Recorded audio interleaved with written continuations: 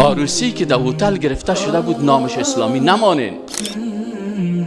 عروسی که در هتل هایی که غذاهای مینوش 600 700 1000 1200 است نام از زیر اسلامی نمانین. اسلام زیبا را بدنام نکنین.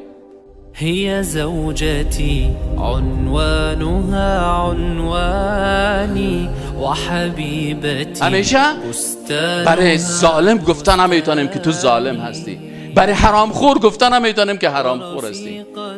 آیا این اسرافی که میشه ایده عصر رسول الله صلی الله علیه و سلم بود؟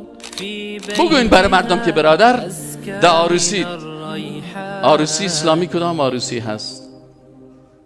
اقلها معونتن چی مانا که مصرفش کم باشه. خود رسول الله صلی الله علیه و وقتی که عروسی کردن در محفل عروسی رسول الله صلی الله علیه و چی توضیح شدن؟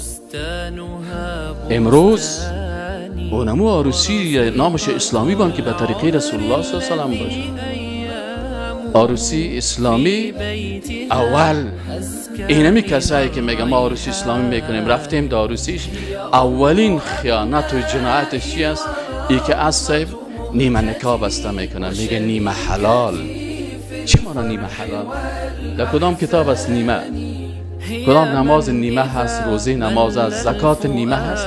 به خاطر این میخواه که دامادش شوای جمعه در خانهش یک سیر سیب و پندک خوراک بیاره و ای با بسیار بیغیرتی دختر نامشروع خود بر از او داماد خود پیش بکنه، نام از این نیمه نکاح میمانه. یک روز یک کسی برام زنگ میزنه میگه استاد فلانی نفر نیمه نکاح کرده بود، آل خانهش اشتک شده، کلگی ای طفل نامشروع میگن، لاوارث میگن، ایره چطور کنیم؟ من گفتم ایره ببر در بغل عمو مولوی پرتو که نیمه نکاح از ایره بسته کرده.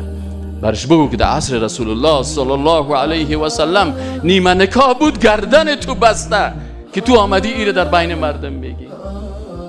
در وقت رسول الله صلی الله علیه و شیرینی خوری بود. الیس فیکم رجل رشید؟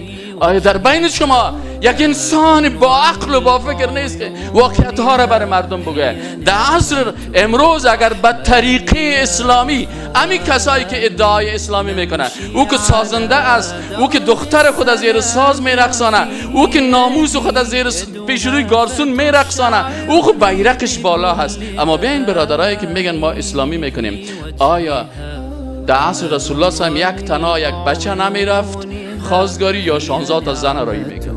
الرحمن يا إخواني نمشي على درب السلام.